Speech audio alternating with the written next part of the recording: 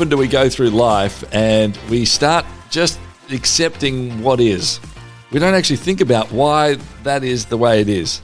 Sometimes that can be something that ends up being really personal for someone, like the idea of singleness. In our culture generally, it's like, oh, you can't be alone. You've got to have somebody. You've got to be with someone. You've got to connect in. Oh, I've broken up with them. I'm going to connect up with them. In the church, there's certainly an aspect of that as well, right? There's a certain age, and then really you should be getting married. Dani Treweek is going to talk to us from a theological understanding, from a lived experience understanding, from a conversations understanding with so many people as well, around the fact that maybe singleness is the superpower that the church and our culture needs to make some incredible change. Looking forward to sharing this interview with you. If you love these sorts of conversations, you want to hear more of them, please share them with the community. Commenting, liking, following, sharing them, whatever it might be, leaving a review. These things on the podcast help us get out to more and more people. Please do that. All right, let's get stuck into this chat with Dani. How are you, Dani? I'm good, thank you. My brother-in-law calls me Reverend Dr. Auntie Sis. That's his nickname for me. So Dani is perfectly fine. I do like that. I have a couple of mates who, one of them became a doctor, and so on the way home one night, they normally go and pick up fish and chips on a Friday or whatever, but the other, her husband would ring through and order it, and so would always insist that they call doctor. And so when she rocked up, it wasn't like he would insist that, so she had to actually say, no, it's doctor, whatever, as well, just to make her say it there too. Let's have a chat about your incredible, as much as we sort of have that fun about all the different titles, it means that you've done a lot of study. It means you've done a lot of thinking. It means you've done a lot of care about the subjects and the things that you really care about. Before we even get into this book around the meaning of singleness, could I talk just generally about your faith journey and how you have got to a space in your life now, and how did you decide, hey, you know what, actually following Jesus is going to be a part of what my life's about? Yeah, I've got one of these wonderfully boring Jesus stories in that I grew up going to a church, hearing about him, reading the Bible, understanding who he was. And so I'm one of these, it is a wonderfully boring but magnificent story where I've just never known a day where I didn't know and love Jesus. I'm really thankful that was my experience. I have friends who've come to Jesus at different points in their life, but for me, he's walked beside me every day of my life, which of course doesn't mean that there haven't been harder times. It doesn't mean that there's been times where I've really had to, work out, what does it mean for me to follow Jesus here? What does it mean for me to trust in his life and his death for me at this point in my life? But yeah, I think probably teenage years were very formative for me when I actually started going to a youth group where there were lots of other kids there my age who were also working out what did it mean to love Jesus, to follow him, to trust him. That was some really formative years for my own Christian journey. Yeah. We understand that there's lots of people who are listening to this show who would say, yep, I have that faith belief. That's what it is about my life as well. And plenty of others who tune in to the radio station, to the program, and maybe don't have that same idea. You're someone who has studied a lot. You've thought it through a lot. As you answer some of those questions, even at the start of, well, there really is a God, there really is a Jesus. How did you get to that grappling space when you were going through those teenage years and into your 20s? It said, I know for sure, as best as I can know, that this is true. Yes, well, you're asking me to go back in time some there. I'm trying to think back to what that was like. Only a couple of years, surely, Dani. Only a couple of years. Yeah, that's right. But I mean, oh gosh, we all remember those angsty teenage years, don't we? And then sort of the angsty late teen, early 20 years where life, suddenly you're realising how big life is and how complicated life is. I just remember, certainly in those later teenage years, I remember reading a lot of books, interrogating the question of, does God exist? If he does, how do we know that? Not necessarily because I was doubting that myself, but because I really wanted to, challenge my own beliefs and what I had been thinking, and as I was engaging with other people, friends of mine who weren't Christians. So I remember reading a lot of books like The Case for Christ, which gave a lot of sort of what we call apologetic arguments, giving those answers to the big questions of God's existence and suffering and things like that. And they were really important, and I don't in any way regret going on that journey. But really, it's been the personal questions on the way through. It's been the wrestling with God, the understanding who Jesus is day by day in certain times of my life. When I was younger as a teenager, the questions I was grappling there with God look quite different to the ones I'm grappling with now. But I think that's what faith is as well. Faith is the definition of faith is actually you are trusting in something with confidence, even as, you have questions, even as doubts possibly remain. Faith is actually about not so much what I believe, but the person I'm putting my trust in. And so even as my own knowledge is very limited in all sorts of ways, the person I'm trusting in, that is Jesus, he's the one who constantly reminds me that he is worth trusting in, he's able to be trusted in. And that's certainly been something that's been true for me my whole life. Yeah. Now, you've authored this book, The Meaning of Singleness. I know that you're the founding director of Single Minded Ministry. There's a passion to talk about singleness and an understanding of that. Could you take us through to the moment where you realise, actually, this is something that I want to have conversations about, because it's not necessarily always talked about, especially in church circles in perhaps the healthiest of ways? Well, I'm single myself. I've never been married. And I should probably say as well, just from the outset, that the word single, I often talk about it needing to do a lot of heavy lifting. This is one very short word, but it actually means a lot of different things to different people. And so when I'm talking about singleness in any context, I'm always talking about it as someone like myself who has never been married. But also there's other people who are single again, whether that's through divorce or widowhood. And even amongst those three broad categories of never married, divorced or widowed, there's actually huge different contextual circumstances that people are living in their lives. And so, the word single is short, but it actually does a lot of heavy lifting in that sense. But as I was saying, I've never been married to this point in my life. And in my late teens, early 20s, I was expecting to be married because that's kind of the normal expectation. That's a normal trajectory of life, particularly for Christians. There is a sense in which, you become a young adult, you find a boyfriend, you get engaged, you get married, you start having babies, and that kind of just seems to be the natural trajectory. And that wasn't happening at the timeline I was expecting it to. And so I thought, okay, all right, we'll just see what's going on here. But as I moved through into my 20s, my mid-20s, I began to realize, maybe singleness might be something that is going to be my context for longer than I had realized, whether that, was for life or just for tomorrow. But it just got me thinking, I think I actually need to understand what the Bible teaches about this.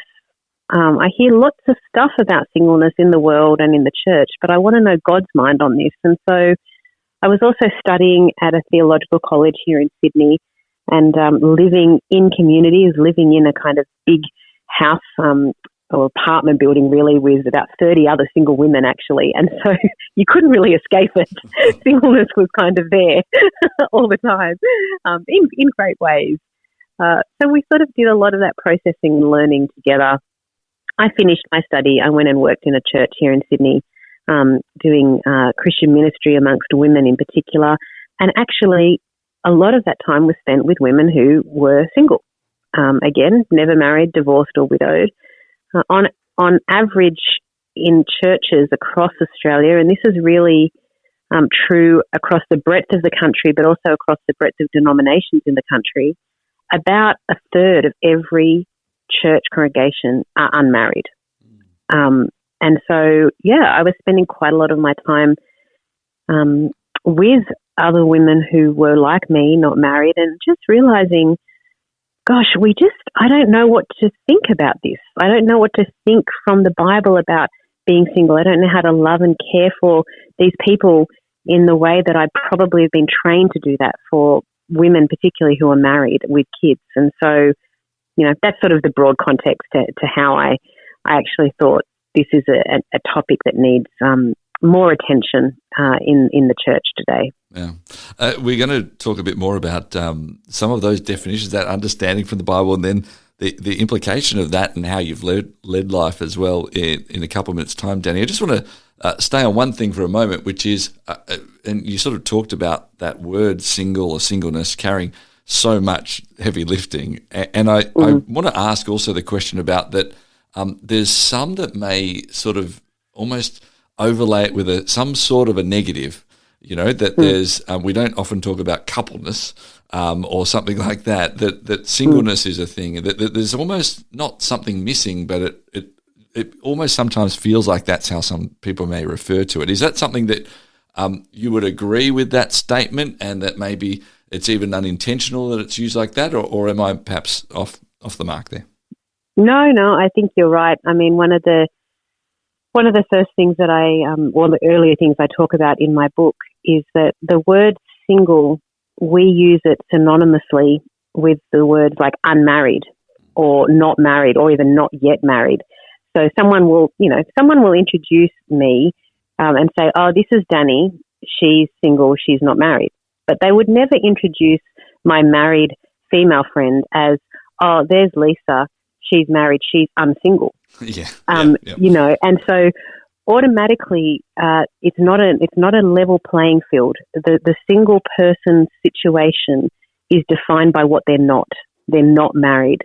It's a state of lacking in that sense. And on one hand, well, this is just the words we have. They're just the words that we use. And I don't think that coming up with a different word is going to solve the dilemma there.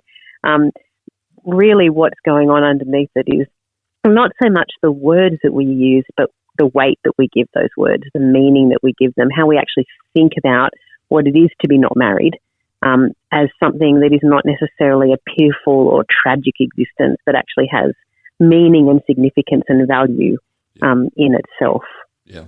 And I'm guessing that there's two ways of looking at that too, right? That there's those who aren't single who would look at that word and say there's implied there's something missing. And I think, even as you said, just in the language perspective, that as we are all single at some point or still single, then it can also almost be an internal dialogue that if we hold that there's something missing because of that, that there's an internal dialogue, we have to work through that and work through that understanding. I know one of my absolute greatest friends in the world is single into her 40s and would desire to have been married in very similar senses to you, but has questioning that and but also goes through, actually I am complete in myself as well, which I'm assuming is part of the biblical journey that you went on as well. Yeah, that's right. And that's exactly what I mean by we could pick whatever words we want to use to talk about the situation of being single, but unless we actually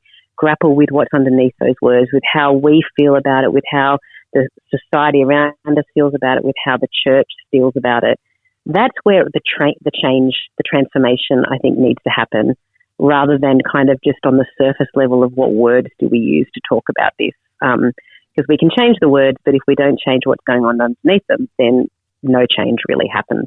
My guest is Dani Treweek. She is the author of The Meaning of Singleness. We've been hearing more of her story. We'll hear more of her story in a couple of moments' time here on Towards Understanding. We're going to specifically dig into what did Dani learn as she looked in the Bible and what it says about singleness. And then also on top of that, what is some of the ways we should be thinking and processing whether we are single, whether we are not single. What is the best ways for us to be going about the best community we can be? That's all up ahead on Towards Understanding. Share your brand, your event, your message across 90 Christian radio stations and major cities in Australia and New Zealand by sponsoring Towards Understanding, hosted by Clayton. More than 210,000 people tune into Towards Understanding each week, and with just one sponsorship, you'll reach this immense engaged audience. Find out more about this exciting and unique opportunity now on the sponsorship page at positivemedia.com.au. You said, Dani, that part of that passion for saying, let's talk about this topic, let's have conversations, led you to say, well, what does the Bible actually say about being single. Could we dig into that now, and could you let us know some of the things you've understood and grappled with? Yeah, absolutely. I mean, I think a lot of people, whether they're Christian or not, would recognize that marriage and family is very central in Christian thinking and in church life. And that's a really good and wonderful thing. And, we see that in the very first pages of the Bible, in the first couple of chapters of Genesis. Marriage is front and center, and it's a good thing that God has actually created for human beings in this world. But what often happens, I think, in the church today is that we can just get stuck in those first couple of chapters of Genesis. We fail to recognize, particularly when it comes to the matter of marriage and singleness and relationships, that the Bible is actually a very big story. It's not a story in itself. It tells the story. It tells God's story, which means it has a beginning in Genesis, and then it's got a whole lot of things that happen, and Jesus is all the way through every page of that story. But it also has an end, which I kind of call the never-ending end, which is the promise of heaven, of life after death. And so how does this link with singleness? Well, it does. We tend to get stuck as Christians today in the beginning with marriage, rather than actually seeing the journey that marriage and singleness take through the whole storyline of Scripture. And so what we actually see is that marriage is a wonderful, good thing in this life, but as God's story unfolds, and particularly as it unfolds in the person of Jesus and his life and his death and his ministry and his resurrection, we see actually the most perfect human being who's ever walked this earth was himself never married. And then he says something really startling, and you can find it in the Gospel of Matthew, chapter 22, where when he's talking to some of the religious leaders at the time, he gives this insight into what life in that never-ending end is going to be like. And he actually says that in the resurrection age, at that time, people will neither marry nor be given in marriage. And what he's actually saying there is that marriage is a good gift for this life only. In the next life, we actually won't be husbands and wives with each other for all of eternity as resurrected people. That's one of the promises of the gospel. And so as I was reflecting on this verse that Christians know about but don't tend to talk about very often, it helped me to think, well, hang on a second.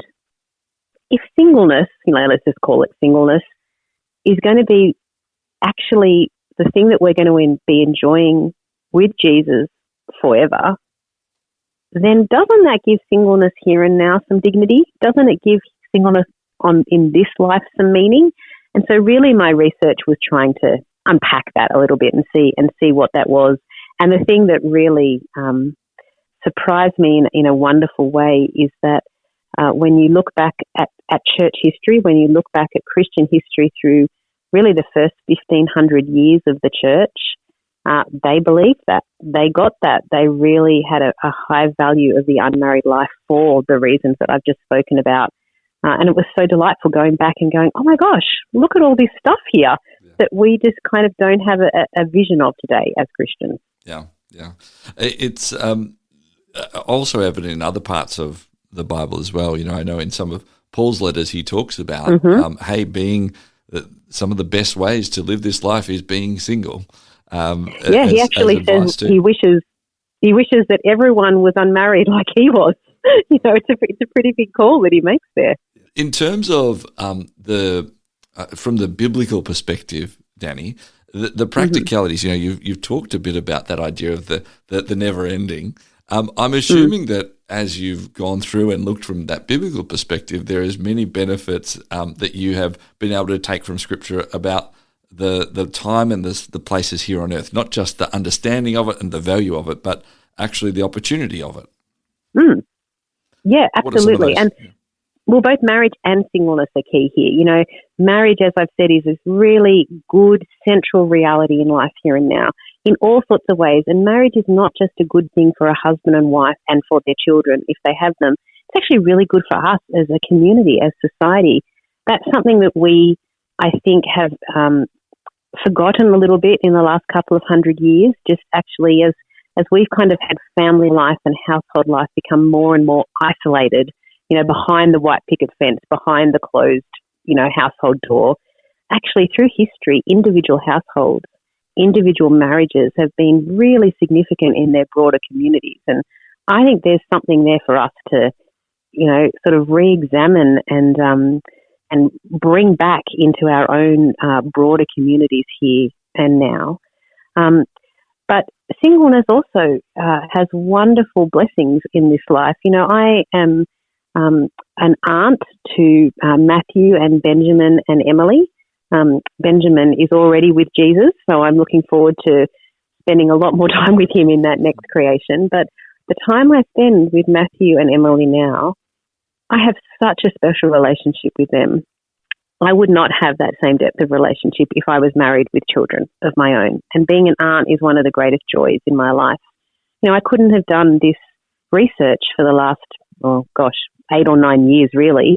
My PhD, and then I couldn't have founded Single Minded. I couldn't be doing all the things that I'm doing now if I was married with children. I could do some of them to some degree, but I wouldn't have the same flexibility and freedom that I have now. I wouldn't have the same capacity to be as involved in my church and other ministries as I do now. And so that isn't saying that it would have been better for me to have been married or to have remained single, just saying that actually God gives us different circumstances and situations in life, and He gives us great opportunities to love other people, to build good things in this world and to serve Him in all of those opportunities. And I think the final thing that I would say is that for both marriage and singleness, the church for Christians is crucial, because what we as Christians believe is that in Jesus we have been adopted into one big new family, which is the church, the household of God, as the Bible calls it. That's that's our primary family. That's the one that we're going to belong to for eternity in Jesus. And so as much as marriage and singleness are really important realities in our life, I think the ultimate relational reality I certainly as a Christian have is my relationship with God. And then because of my relationship with God in Jesus, my relationship with all my other brothers and sisters in that household of God, who are single, who are married, who are men, who are women, who are young, who are old, who are all sorts of different stages and seasons of life. We're a family together, and that's an incredible blessing for me as a single Christian woman. You've suppose in different ways answered this question, Dani, but I want to open a broader question up for you to speak into if there's anything else as well, and that is, as you've done this research, as you've run, and founded this work of single-minded ministry and this book, The Meaning of Singleness, you've spent time thinking and processing.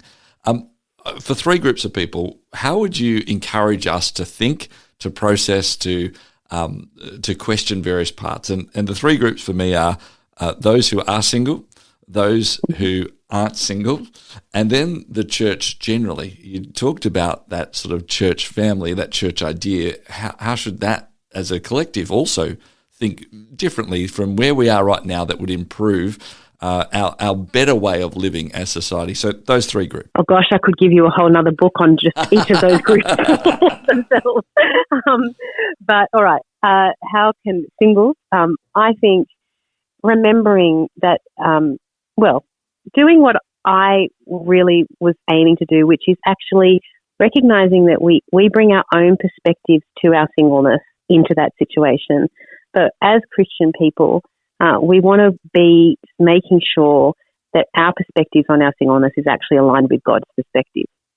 So, the grief that we might feel about our singleness at times, it's entirely legitimate, but that doesn't negate the fact that God actually says that our singleness is good for a whole bunch of reasons, and He wants us to be able to delight in that, because normal life in every situation involves grief.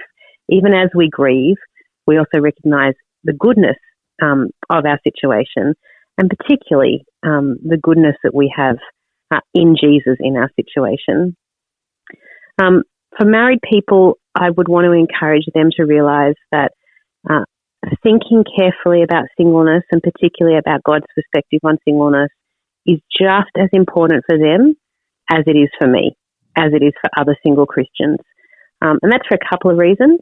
I mean, this is a confronting reality, but, roughly 50% of people who are married will be single again at some point in the future. That's a hard thing to hear, but it is a reality. And so actually recognizing that there's a potential that you may be single again in the future means that understanding singleness is going to be important for you. But also, it's important for you to understand singleness as a married person, because I hope that you have single people in your life who you want to love and care for, whose situation you better want to understand and walk alongside them in. So don't just delegate thinking about singleness to us. Actually do that with us. And I would say a very similar thing with the church. I think I want to encourage the church communities, congregations as a whole, to recognize that actually singleness matters to their community, not just to individuals in their community, but to the shape of who their community is as a mixture of people who are single or married, and as a mixture of people in singleness who there's a whole lot of different circumstances and situations going on, but also marriage, a whole lot of different circumstances and situations. So don't kind of just put it into a box and say that's for the unmarried people to deal with. Actually, let's take this journey together. Let's explore what God's word has to say about singleness and marriage together. There's one aspect of singleness, and I suppose along a biblical lines as well, that is perhaps implied, and maybe we should have stated a bit earlier too, Dani, and I suppose this is that in our more modern world as well, the understanding of sexuality and exploring our sexuality, exploring that with our singleness. I think when we're talking from a biblical context, that is part of the joining of that actually sharing my body with someone else actually is something that I will choose not to do in my faith perspective of singleness. That certainly differs from a whole host of societies. What processing needs to occur, I suppose, in that similarity with those different groups we mentioned as well? Is there better ways we could be talking about these components and this idea of sexuality and exploring that, or not exploring that if that's the choice that is made? Yeah. Is there a best way to talk about that and society talk about that? Yeah, I mean, and that, again, massive question, and I think is going to be something that we as a society, and then for Christians as a church, are going to need to be really proactively grappling with for decades to come, because we live at a time and a place and it hasn't just, it often feels to me like it's just cropped up overnight. It hasn't. It's been actually hundreds of years in the making, that we live in a time and a place where we have come to think of sex, our sexuality, our sexual nature as everything, as really the center of who I am. And so if I'm not being free to live out and express that sexual nature in ways that align with my own instincts and inclinations and desires, then I'm not being truly human. And that's so far from the biblical picture of what our sexual nature has been created for. For single Christians, it often is expressed like, oh, well, gosh, you're really living... Well, single Christians who understand God's word to be saying, actually, no, sex is for marriage. This is God's purpose for it. And so you don't engage in sex outside of that context. We, I think, are often looked at, not just by the world, but sometimes by the church, as kind of having to suppress ourselves, as having to live this stunted life. But as an unmarried Christian, I do not in any way see my choices to live the way that I think God calls me to live there as a suppression of my sexuality. I actually see it as a way that I can express my sexuality in ways that are good for me, that love others, and that glorify God. So that is a massive question, because it's something that, we're having to wrestle with as a society in increasingly difficult and complex and painful ways. But again, I think the gospel of Jesus reminds us, Jesus says that he's come so that we can have life to the full. Life to the full isn't found in having sex and having the kind of sex that we want to have. It's actually found in Jesus. I think the church, as a church, we Christians, we need to really remember that is what we believe when it comes to matters of sexuality and also romance, to be honest, and intimacy across the board. Dani, it has been an absolute pleasure having a conversation with you. Thank you for the open and honest you shared about yourself, but also about the work that you have done, the time you have taken into it. Thank you for the challenge you have given anybody who is listening for the best way to process, the best way to think about those who are single in our society as well. We so appreciate your time spending it with us today. Oh, thanks for having me on. It's been fun. Dani Treweek, who's been my guest, she is the author of the book, The Meaning of Singleness, here on Towards Understanding.